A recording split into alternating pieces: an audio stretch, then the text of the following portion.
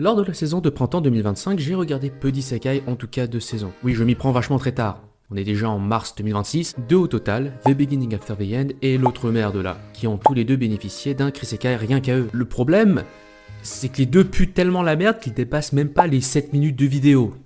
Belle perf. Du coup, j'ai décidé de faire des Krisekai dans lesquels je regroupe plusieurs isekai en une vidéo. Et les Krisekai dédiés à un isekai seulement seront réservés aux longues séries ou cas spécial, si l'anime pue vraiment la grosse merde comme Failure Frame. Aujourd'hui, nous allons parler de 3 isekai sortis à la saison d'été 2025. Bienvenue dans ce nouveau Krisekai compile.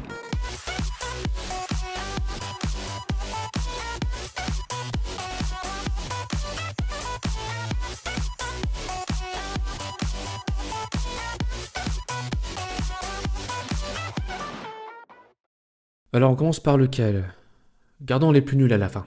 C'est mieux. Ugly Mug Epic Fighter raconte l'histoire d'un mec turbo moche ultra gentil discriminé à cause de sa gueule qui va être dans un autre monde. Avant d'entrer dans ce monde, il a la possibilité de choisir ses stats. Moins on se met en valeur, plus on a de points d'attribution. Donc, il a choisi de rester turbo moche et que les femmes soient son point faible. Un contact avec une femme, il se prend des dégâts. Et s'il couche avec une femme, il explose. Il est un peu comme moi, un volcel, voluntary celibate. Ne m'approchez pas les femmes. Ah, il est invoqué dans l'autre monde avec 3 autres personnes et vont partir à l'aventure ensemble. On est sur un isekai comique. Drôle. Alors, le synopsis que je vous ai proposé peut attirer, mais peut poser problème. J'avais peur que durant tout l'animé, il n'y ait que des blagues sur le physique du personnage principal.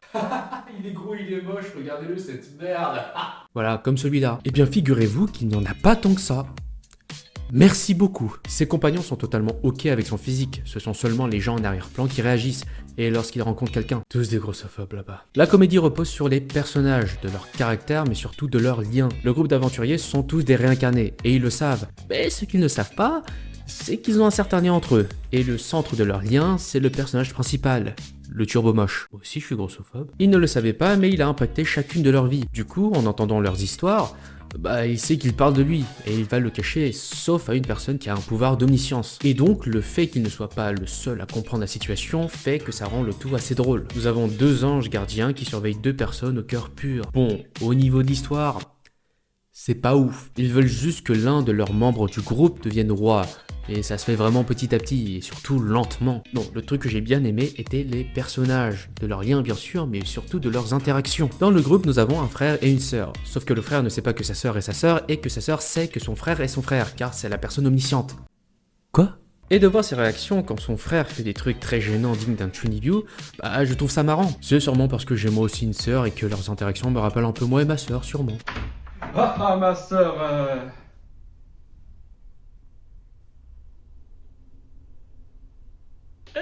Il y a aussi le fait de découvrir en avançant dans l'histoire que chaque putain de personnage ont un lien avec le personnage principal.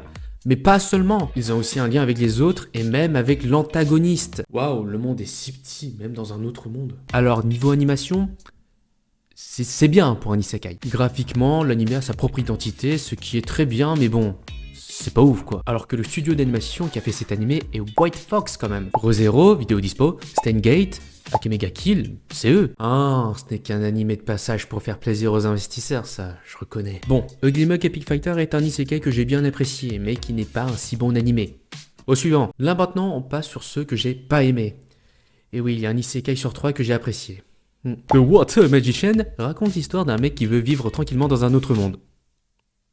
Voilà, déjà le synopsis est ennuyeux, alors je ne vous parle pas de l'animé. Nous avons un isekai qui possède un opening d'une qualité d'animation superbe, mais avec une animation à chier sur tout le reste. Et ce n'est pas la seule chose nulle à chier de l'animé, hein. Sa réalisation, le décor, les effets spéciaux, le rythme, bref, quasiment tout à part l'opening et l'ending. C'est comme si t'allais au resto, t'as une entrée de fou furieux, incroyable, puis t'enchaînes avec le plat principal qui est dégueulasse, immangeable, puis après t'as le dessert qui est pas mal. Voilà, en tout cas, il y a un petit goût sucré qui se rajoute comme ça, c'est pas mal. Voilà, le plat gâche tout comme dans l'animé. Du côté de l'histoire aussi, hein, c'est nul, ou du moins qui manque de saveur. Bien évidemment, il mène pas une vie si tranquille que ça, vu que c'est un mec surcheaté. Il va sauver des gens, se battre, se faire des potes. Bon, il y a aussi de la romance avec une elfe, mais mon dieu que c'est si nul. En fait, tout est nul, et l'animation embellit la nullité que représente cet isekai. C'est une belle merde en soi. Je vous mets quelques extraits que j'ai notés, mais mon dieu, mes yeux, c'est vraiment nul à chier de son ennui. Le vide spatial. Rien. Parlons maintenant du protagoniste. Qu'est-ce qu'il m'énerve ce fils de... C'est le mec gentil, tout chill, qui est super fort, qui a zéro problème, zéro défaut. Du coup, bah tu t'emmerdes, il ne se passe rien. Rien ne me donne envie de suivre son histoire. Il est ennuyant. Du coup, bah tu t'emmerdes, il se passe rien. En plus, le gars est boosté par les interactions qu'il a eues. Le chevalier sans tête, il connaît de grands aventuriers. Ah, le frérot vit la vie d'un enfant de riche, hein, il est en mode facile. Y'a quoi à regarder alors? La découverte du monde? Monde de fantasy classique sans originalité. L'histoire? Zéro fil rouge et les intrigues sont inintéressantes. Les personnages alors? Invisibles, pas marquants. Bref, The Water Magician, c'est de la merde. Allez, le dernier maintenant. Alors celui-là, le nom me fait mal à la tête, tellement c'est long et compliqué. Apocalypse Bringer Minogra World Conquest starts with the civilization of Ruin. Raconte l'histoire d'un mec hospitalisé qui se réincarne dans un autre monde. Un monde qu'il connaît car il est dans un monde d'un jeu vidéo qu'il connaît. Il retrouve l'un de ses personnages qui devient son serviteur, puis, je sais pas, ils vont conquérir le monde, voilà. Petite anecdote, j'ai le manga. On a ça, Minogra, annonciateur de l'apocalypse, où je vais faire un Krisekai dessus parce que j'ai vu l'animé qui pue sa grand-mère. Ah putain, j'ai déjà spoil.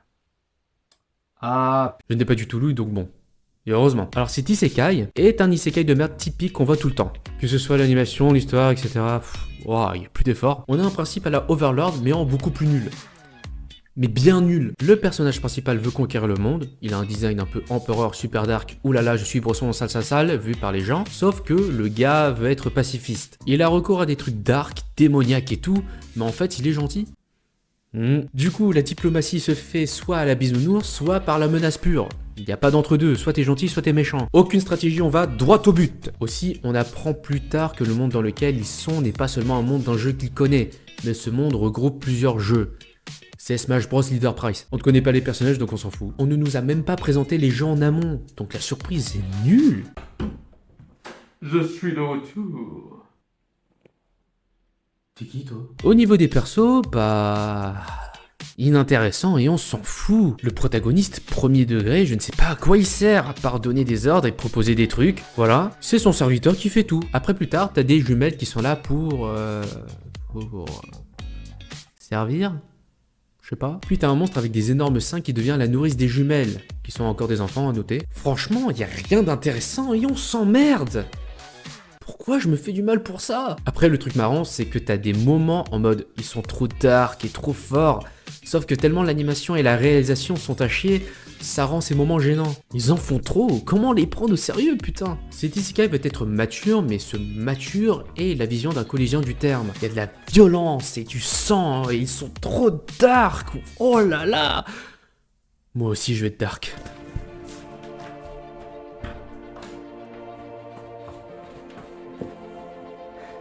Il est temps de reprendre du service. Schwartz is back! Bon, on va pas s'étaler dessus, cet isekai c'est de la merde. Voilà. Donc pour résumer, nous avons 3 isekai. Un bien, 2 nuls à chier. De rien. Merci d'avoir regardé cette vidéo. Dites-moi en commentaire si ce nouveau format de Krisekai vous plaît. Au moins, il y aura plus de Krisekai qui vont durer que 7 minutes. Enfin, je pense. Le prochain Krisekai est en préparation, ne vous inquiétez pas.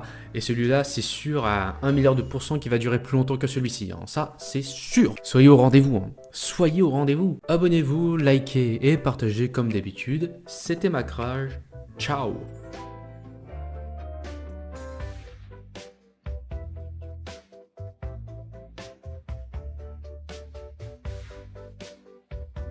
Pourquoi pas? Regardez. C'est comme ça qu'on tourne nos vidéos, nous. Faut qu'on déplace ça.